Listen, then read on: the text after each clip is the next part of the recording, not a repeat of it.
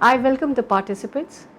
This session is on quotas to address the practical gender need, and I'll be talking about women in the local self-governance and Panchayati Raj.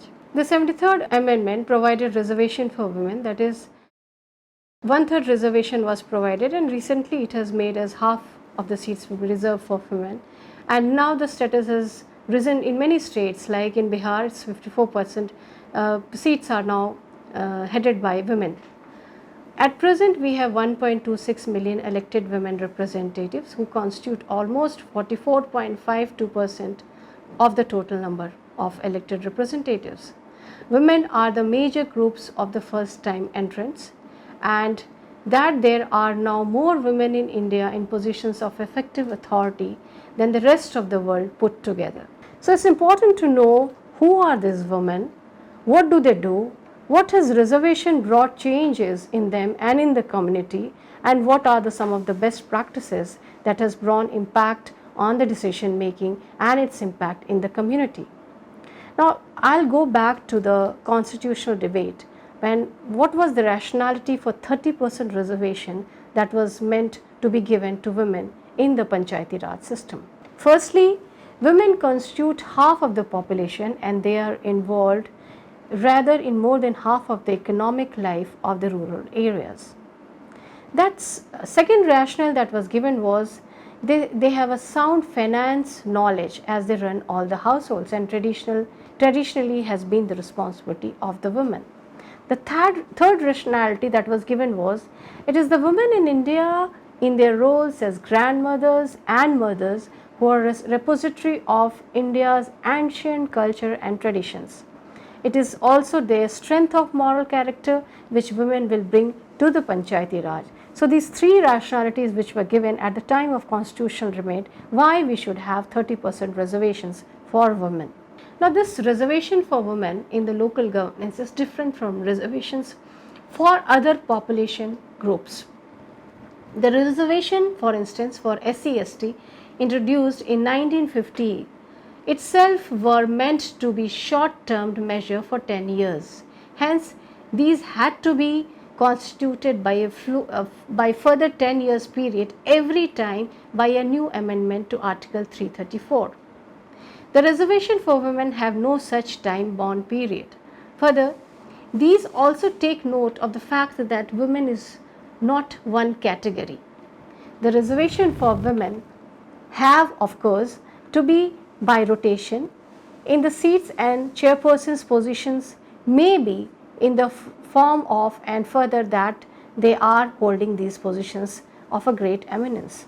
Now, the reservation for women has been gone up to 50%. There are 15 states that have already enhanced them to 50% reservation, that is Andhra Pradesh, Assam, Bihar, Chhattisgarh, Himachal Pradesh, Jharkhand, Kerala, Karnataka, Madhya Pradesh, Maharashtra, Odisha, Rajasthan, Tripura, Uttarakhand, West Bengal as per the source of Ministry of Panchayati Raj. Now, if we see the evolution of reservation for women in Panchayati Raj, the state panchayat laws by only included before the 73rd Amendment a token of one or two co-opted nominated members in the panchayat system. This was also recommended by Balwant Ray Mehta Committee study team of the COPP, that is Community on Plan Project, in 1957. These women had to be those who were interested in working among women and children. Then Ashok Mehta Committee also in 1978 reiterated inclusion of only this number except changing the mode of their entry in the system. And the panchayat elections where the women lost but received the highest number of votes were co-opted and they were taken in this position. Thereafter, the political parties and ruling party groups interested in controlling panchayat ensured that in the panchayat elections, whenever and wherever felt, women did not contest, and that was made mandatory. IDRC NCAR study conducted one study, and in this outcome variables explored in the field included women's ability to hold election or elected panchayats and the officials in account, specific indicators of women's empowerment, such as participation in Gram Sabha meeting, labor market participation, autonomy in terms of reproductive choices, and independence in the management of financial resources. The quality of service provisions does not necessarily improve, as the report says, but the policy has led to an increase in the extent and nature of political participation, the ability to hold leaders and other officials responsible, and their freedom to choose reproductive choices. These are some of the outcomes of NCAR IDRC study. Ministry of Panchayati Raj Comprehensive Study of 2008. This study took 15 states, which noted that almost half of the representatives, that is 45%, were between 36 to 45 years. These representatives are women, while around 2/5 were in the younger age group, that is 21 to 35 age, and only 17% of the elected representatives were above 50 years of age. Meaning by stating that very young population of women entered the Panchayati Raj system by this 73rd Amendment Act, and compared to the Pradhans, the ward members were younger, as at the aggregate level a higher proportion of them, that is 40%, belonged to the 21 to 25 age group than the Pradhans. MOPR survey further stated that 97% of women and 85% of men had never been in the Panchayati Raj system earlier. Most of the women also stated that if the reservation was not there, they would not have come outside their houses and their inner space and would have contested these elections. This constituted to be a positive side of even in 2009, as women category stated that if there were no reservations for them, they would not have contested these elections.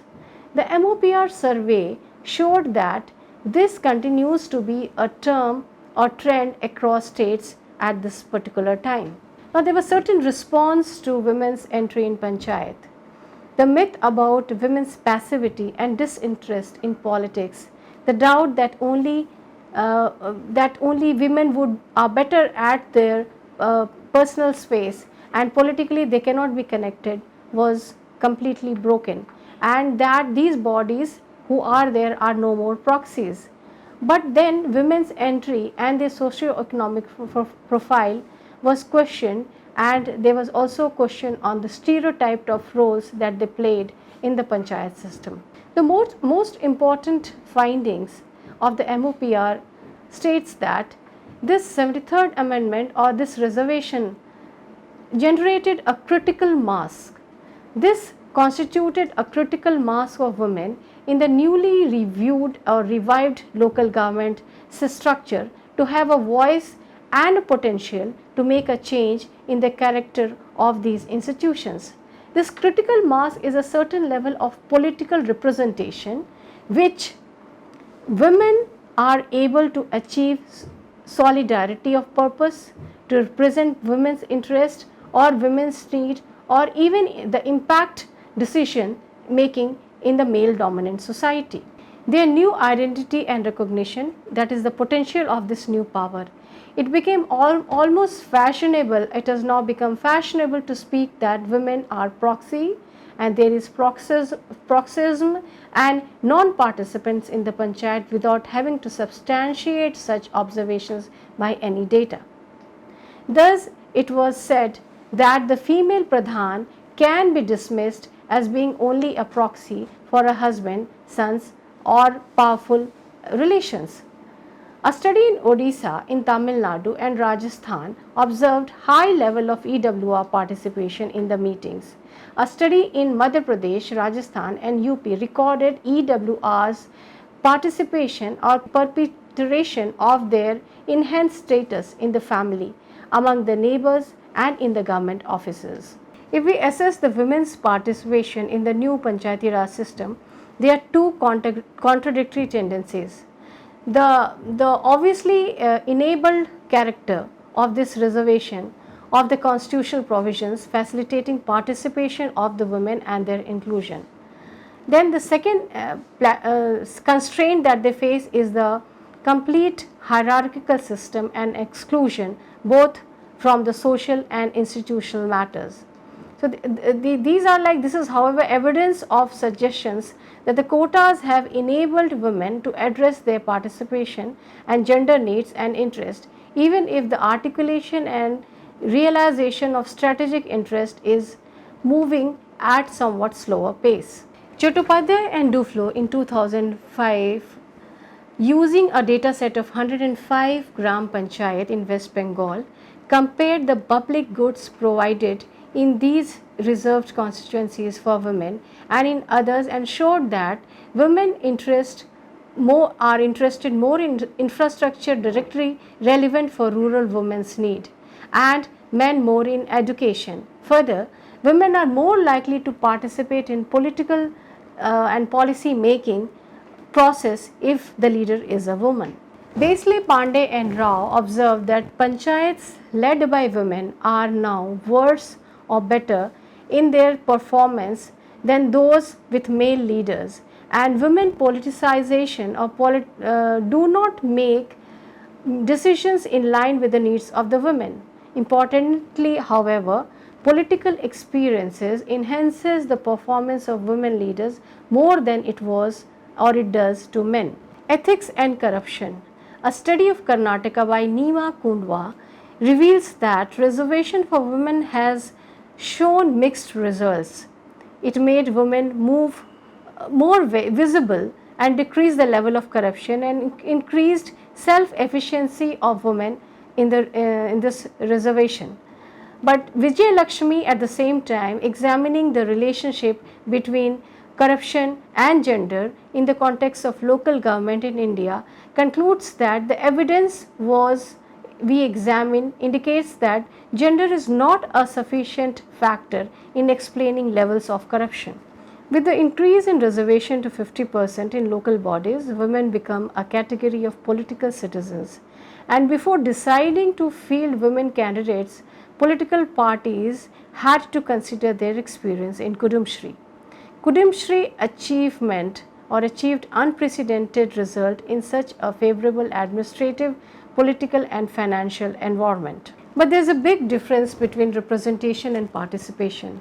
It is easier to legislate representation, but it is rather a complex and difficult phenomenon or task to create conditions for participation. Proper representation does not automatically lead to proper participation. It is important that they are in the position to influence a decision making and prepare and implement the schemes for economic development and social justice. It is said that before they contest any election, it is important that to link these women with any self-help group. So linkages of women in panchayat and women in their self-help group and other groups can be powerful instrument and need to be supported in the policy not only at the national level but also at the state and sub-state levels. It was also stated in some of the reports that it is important to organize a Mahila Sabha before Gram Sabha. These organizing a Mahila Sabha meeting before the Gram Sabha meeting should be made a compulsion or a compulsory step.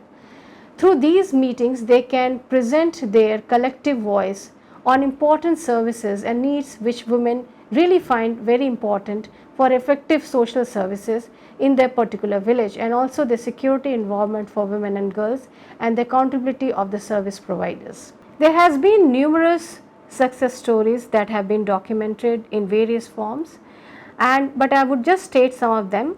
The elected women representatives, after they were elected as sarpanchs or mukhiyas, initiated work on plans of bringing in piped water in the villages.